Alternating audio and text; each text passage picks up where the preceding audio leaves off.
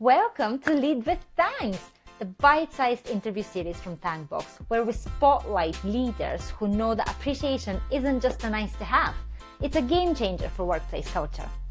My name is Tsvetelina Hinova, I'm co-founder of Thankbox, and in each episode I'll be chatting with inspiring leaders and HR professionals who are putting gratitude at the heart of how they lead. Let's get going! Welcome back to Lead with Thanks. I am absolutely delighted to have Debra Corey with us today to talk all about appreciation. Welcome, Debra. Thank you so much for having me. I'm so delighted to have you here. And of course, you and I met really by chance. Our stands were right next to each other at the Employee Engagement Summit back in May. And I think you and Ken and me and Val just started talking, and I think we were the first one there as well. So we were super keen to get started. And I absolutely loved our conversation, what you do and how you approach it as well. I really like the fun in it. You always make it so approachable and so relatable. And I think that's why it really gets to people. And because of all of that, it gives me great pleasure to have you here today. So thank you for saying yes when I invited you. How could I say no? And I think you're right. I think that's why we all got along so well, is that we all were passionate about appreciation and also the idea of making it fun and meaningful and practical and all those types of things. So yeah, we had to keep stopping ourselves so other people could come and join the conversation. I know, like, how dare they? Oh, well, to get things started, do you mind telling us a bit about yourself, what you do, for our listeners to understand as well? Sure. So I've been in HR my entire career, which means we would have the entire conversation based on that. So to sort of condense it a little bit, I started out in what I would call my traditional phase of HR. So HR roles, working my way up into leadership roles and global leadership roles, and absolutely loved it. You know, lots of different industries, from manufacturing to technology to entertainment, which was probably my kids' favorite because it involved getting to go on roller coasters all the time. Wow. And then I moved into my rebel phase, where I spent more time writing books and doing talks all around the world and those types of things. And that sort of pushed and challenged me. And now I'm in my pay it forward phase. My title is Chief Pay It Forward Officer. And I'm just passionate about getting out there and taking what I've learned from what I've done right and wrong, and challenging and pushing people, anything people related, from appreciation. I wrote 2 books on appreciation, to leadership, to engagement, everything and anything that involves helping our leaders and people be great. That sounds amazing. Such a variety as well. Like, It is. You've covered all the angles. Which is good, because a lot of people are like, when do we work with Debra? She does so many different things. I mean, I've written 6 books, Wow. On anything from engagement to values to appreciation to leadership. And yeah, I'm one of those kinds of people who just like doing lots of different things, and I'm always pushing and challenging myself. That's incredible. So which one of those phases has been your favorite one so far? Ooh, do you know, it's like kids. I couldn't pick a favorite kid. I think, my first phase taught me the basics. It taught me what was important, what wasn't important. My rebel phase, I absolutely loved. My CEO of my company really got me to think differently. And I always joke when I do talks and say, he's always on my shoulder whispering in my ear going, are you sure you want to do that? You sure you don't want to try something different? So I love that. And then Pay It Forward is brilliant. As you know, we just got back from Australia, doing some talks and workshops there. And it's like just being able to help people in so many different ways. Yeah, they're all my favorites. I love that. It's incredible. And obviously, like, you've visited so many different countries doing talks. That's absolutely incredible experience as well. Can I just, before we start with the questions, can you tell me the story about the giraffes behind you? I love them. I love that they're so colorful and so cool with the glasses. You know me, there's a story behind everything. So Yeah. I did a talk in Dubai. Okay. And I was talking about employee engagement, and I wanted to make the point that you need to do things differently. So I brought everybody 3D glasses. No. And I told everybody to look through 3D glasses, and yeah, that was the whole idea of it. And then I came back and I was in a charity shop and I saw this picture And I was like, it was meant to be, it has the glasses, to your point, colorful. I'm colorful. So yeah, that long story short, that's the story behind it. I love it. It immediately shouts like, good mood. Let's get on, do something different. I love it. Yeah, It's yeah. amazing. Thank you so much for this introduction. Obviously, you've got such a vast experience in appreciation. But what I like to start with always is just asking about a time when you felt truly appreciated at work. What was the situation? What happened? How did you react? Yeah, as you can tell already, I never have one answer to something. So I'm going to give you a couple of answers. Yes, please. Because in my mind, appreciation, anytime I do a workshop on this, I talk about how there's financial appreciation and non-financial appreciation. So I'm going to start with non-financial and some situations that I absolutely loved. So I told you about the CEO who I had. And I mean, some people wouldn't think this was appreciation, but he hired me because he wanted me to help write a book. Of all the people that he knew, he asked little old me, I mean, I'm 4'11", little old me to write this book. And to me, the impact of that recognition, non-financial recognition, was huge. I mean, I carry it with me to this day because it was just such an honor. And building on that, once he got asked to go on the BBC and be interviewed, and he had me go in his place. Again, cost nothing to have me do that, but it was like the highest form of, flattery that anyone can get, although it was very stressful. So yeah, that would be my non-financial example. Love that one. It's just such a proof of your skills, of yourself as a person, getting to know you and understand you, what's important to you. It's incredible. And it gives you confidence. And we talk about how we want to engage our employees and motivate them, and how recognition can drive productivity and all those other things. Well, again, in that situation, oh my goodness, it just made me fly, and it continues to make me fly. If I ever doubt myself, I remind myself, he asked me to write this book with him. He must have confidence in me, so don't doubt yourself. I love that. That's a brilliant example. What's your financial one? My financial one, so this is way back when I was in my first phase in my corporate roles. And I remember my boss needed someone to lead this really challenging, exhausting project. And I volunteered to do it. And it was a lot of work. And at the end, he surprised me. And that's what I love about appreciation.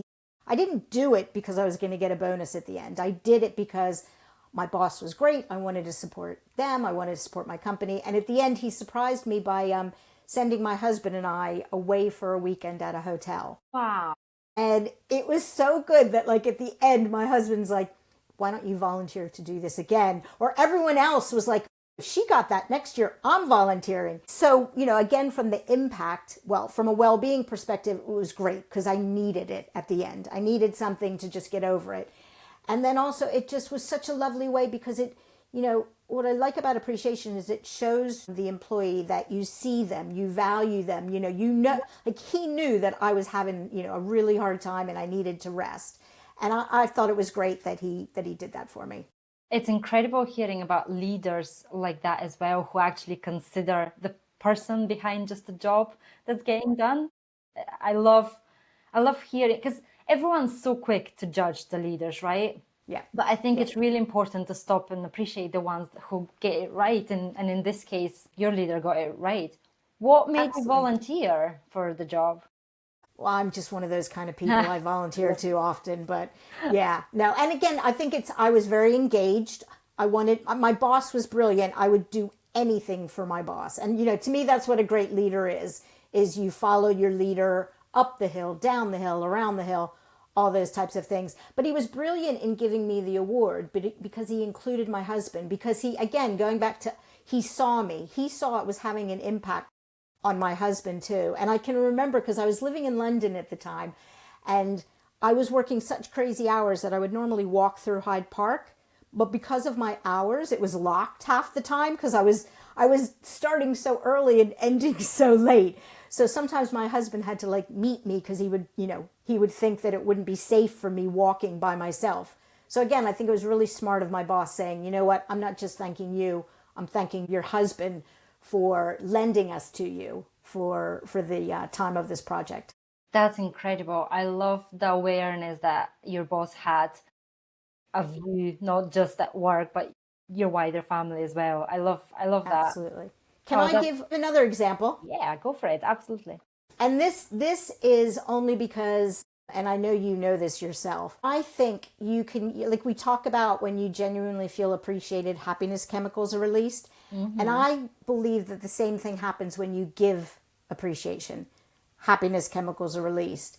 And I can remember there was a team of my employees who volunteered to do a charity event. I think they were in Bulgaria. And about 20 of them came together and, they stayed late at night and they organized this charity event to raise money for an orphanage. And Brilliant. at the end, I surprised them because I was on the leadership team and we had the discretion to be able to give leadership awards. And I surprised them and I spoke to their boss and I said, what would they want to do? And I sent them all to an escape room, which to me I would hate, and then to drinks afterwards. And it was just such a lovely surprise for them.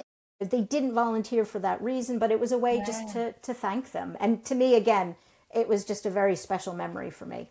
I'm sure it's made a very lasting impact on them as well, similar to the stories that you told about yourself. Like, it's incredible. It's not a huge act of kindness, it doesn't take a huge amount of time. Didn't cost a lot of money. Exactly. It doesn't have to cost a lot of money, but it can have a lasting impact, something that people remember to lift them up when they need to. I love that. And yeah, it just shows how easy it is to change somebody's life. Yeah, absolutely. And I do think that part of the key, and it's back to what my boss did for me, is I think the key to appreciation or anything when it comes to people is to understand what's going to work for them. Because, like I said that I hate escape rooms. I mean, that is like my worst nightmare is to be stuck in a room. But them, they loved it. So I took the 10 minutes to talk to their boss to understand what would really mean a lot to them. And I think that 10 minutes, you need to put that into any time you show appreciation, because if not, it'll land flat. And that's actually something that we see sometimes as well. We see some of the biggest skeptics about appreciation are people who got the wrong appreciation for them, which can have such a negative impact on the act of appreciation, on how people feel. And then these people talk about it, like they share the negativity about appreciation. So any program that you introduce in your company will come flat because it's a negative experience. Absolutely. One of the stories I always share when I do workshops on appreciation is how this one time, to show recognition to one of my employees, she had created this lovely PowerPoint presentation, and I did a talk in front of a couple hundred people. And at the end, as a way to thank her, I called her on stage and I had everybody applaud her. She loved that. She was like, on cloud nine, instead of just me applauding her, 300 people. But afterwards, I had people come up to me afterwards and say, please never do that to me. Again, that would be my worst nightmare, is I would be so embarrassed, so mortified. So, just like you said, if you have a negative experience, it can actually cloud things, and you need to make sure it's the right thing for them in that moment. That would be my worst.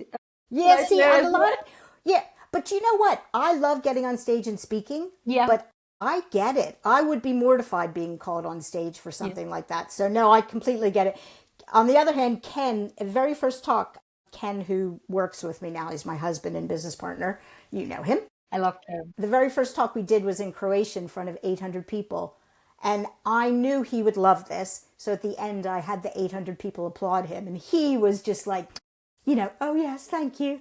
Or I would have been like, oh shit, don't do this to me.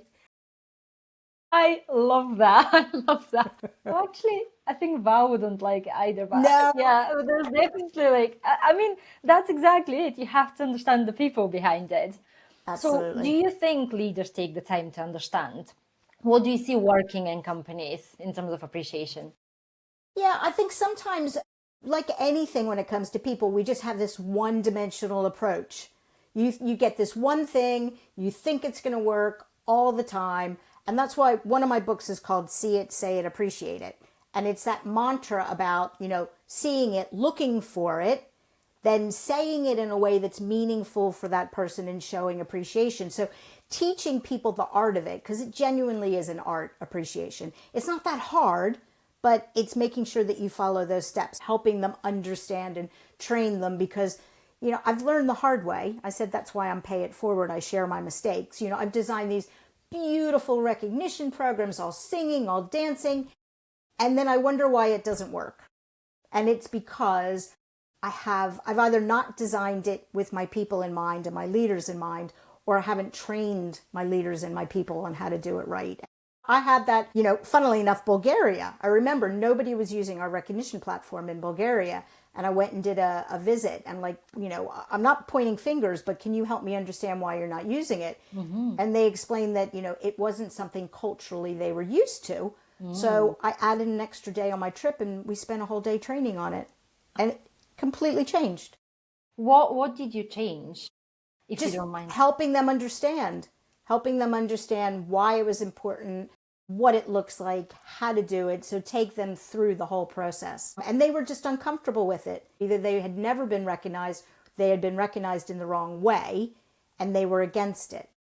It's interesting. I hadn't really appreciated that global teams that have like different cultures included in them. Of course, they're going to have to adjust their appreciation programs to the culture, to the different countries, not just to the people who are involved in it, but culturally as well.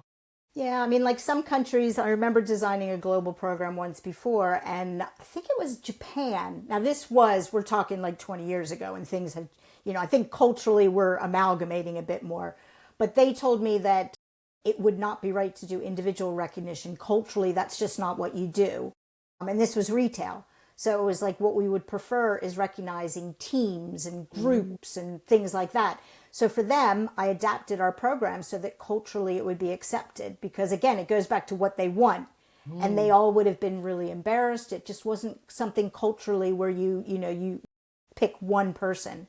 So Wow. yeah, I've had to do that throughout my career, because I've had global roles for most of my career. Wow, that's incredible. Must be so challenging, obviously. I love it. Yeah. I love that. I'm sure the same with you when you work with different clients. It's the Yeah. same thing. Everybody is so different. Yeah. And I love getting inside the minds of people and understanding what's going to work. Mm-hmm. And even within, one company, you've got all these different generations, you've got these different cultures, different personality types. Again, you have to put in place something that's going to work for everyone, have lots of different ways that it's going to work for the individuals. You're right. Like we see so many different approaches, and I also love it, to be honest. I love the creativity that comes with it as well, because it's not simply just introduce an appreciation program and it will work. You have to think deep and really sell it to the people. It's an art to be able to convince those people that this is good for them, to convince the management that it will make a difference for the numbers of the business. Yeah, that's incredible. So you obviously have such a vast experience in lots of different companies and countries. Can you tell us an example of companies that got it right, and what did they do? Well, one of the great things about writing books is you get to be nosy. And because what I do is I interview companies, because I don't want to just share what I've done. I want to share what other people have done. So I've written 2 books on appreciation. And in one book, I must have 30 or 40 stories. So I'm going to share just a couple little snippets of them, of what they did. And the reason I'm going to pick these is because it just shows that, as we've been talking about, there's not one way to do something like this. So one company I interviewed in India is an airline. And for their quarterly awards, what they do to show appreciation is they put the person's face on the airplane. And they have this big unveiling, and they're like, and here is the winner. And they show this person with their picture. And I just think it costs like hardly anything to do. I like that example because I think it's just such a cool, innovative, aligned with who their business thing is. And as a matter of fact, the picture that they sent to me to use in the book was of this, of the person who won with his wife and his mother-in-law. And he invited his mother-in-law to the unveiling to show, like, see, I'm worthy of being married to your daughter. I'm on an airplane type of thing. So I love that. Wow, I love that so example. creative. Yeah. Very, very creative. Another example is a company that I interviewed, I think in the Netherlands, and they took their values and they turned them into trophies. So like really fun, quirky ones, not just like a boring old trophy. Yeah. And I liked it because I'm a big believer in recognizing along with your values. So it drove your values. And then what I liked is they would pass it from person to person. So, if you would see somebody do it, then you would pass on that, let's just say that the value was about customer service. I'll just say that. And they would pass that on to somebody else. So again, I love the idea of doing something that's meaningful, fun, a bit different type of thing. Love that, because it's not anymore just about you. Yes. It's encouraging you to notice everybody else and their contribution as well, which is incredible. And then it's not so much anymore about being recognized from the top down, but from your peers. Yep, absolutely. Which leads me to another one, and other companies have done this, but I'm like you, I'm a big believer in peer-to-peer recognition. So whether that's giving people e-cards or gift cards or something like that. And I just think that sometimes it's more meaningful from a colleague, because then it's like, well, you saw what I did type of thing. And, it could be a small amount of money. One company, I think it was like £10 you would give to somebody, not a lot of money. And I remember doing a meeting with employees, just asking them about it. And this one lovely employee said that he had been saving up all of his gift cards, and he bought a pair of shoes with it. And every time he wore these shoes, he thought of all the people who had thanked him. And I thought, that's just lovely. That is such a nice story. Wow, I love that. It just, honestly, talking about appreciation, all those people that are appreciated, and you've given appreciation, and it's just, it always puts your mood to a higher level. Like you're always more willing to participate, to do more, to just get on and be creative. And yeah, I love that. I absolutely love that. You're going to like my last example. Okay, go for it. So I don't like giving too many examples for big awards, because I do like more of the day-to-day, but this is just one of my all-time favorite big awards. It was a marketing company I interviewed in San Francisco. So we're talking creativity. And they used to have these really fun annual awards. And it wasn't more like a competition. It was more, let's just have a bit of fun. And one of the awards was the Golden Toilet Award, which was basically a toilet they would paint gold. So we're not talking anything fancy. And it was for the person who put up with the most shit gracefully. I mean, how can you top that award? Honestly. How can you? I know. I've told about that one from country to country, and everybody loves it. Yeah. I love the creativity. I love the fun of it. Like it's not taking it seriously anymore, is it? I love that.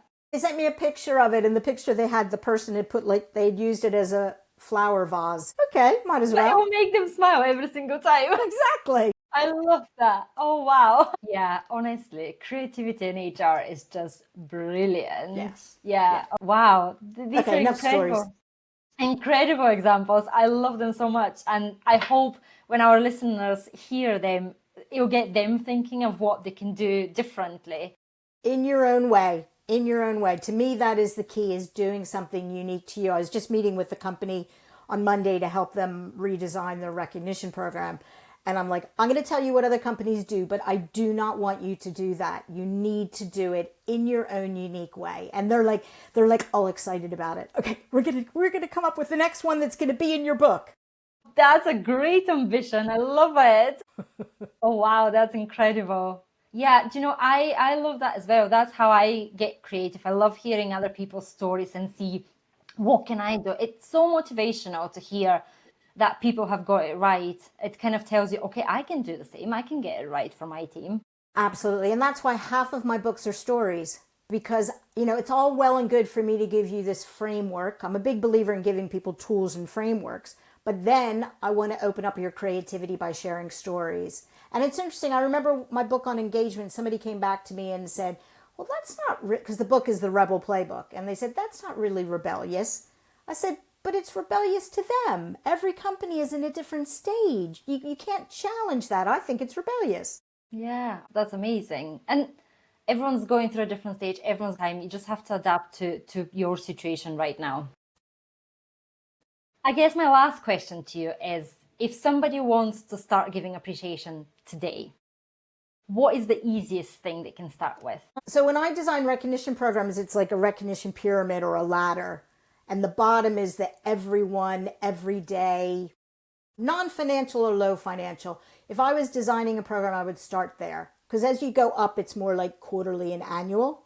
So I would start, because that'll build the culture of appreciation, that day-to-day, getting people doing it over and over again. But then the second part, we talked about it before, is it's not going to work if you don't train your leaders. So make sure that you train your leaders and your employees. If anybody can do it, teach everyone and talk through the why. Why is it important? What does it look like? How do you do it? And go through that. So those two things I would start with. I love the pyramids, because what I truly believe in is that if you don't get the basics at the bottom, like the regular, the habit ones, then the higher financial ones or the quarterly, yearly ones, they're just not going to have the same impact. Absolutely. And talk about it. Create, what is it? FOMO. Create the fear of missing out. You know, so-and-so's getting appreciated. I better do something, or I better appreciate somebody else. So talk about it, make it public, make it visible. I love that. Wow. Thank you so much. There's been so many incredible examples and ideas of what people can do and how to approach appreciation. Truly grateful for your time, Debra. Sure. Happy to share stories. Thank you.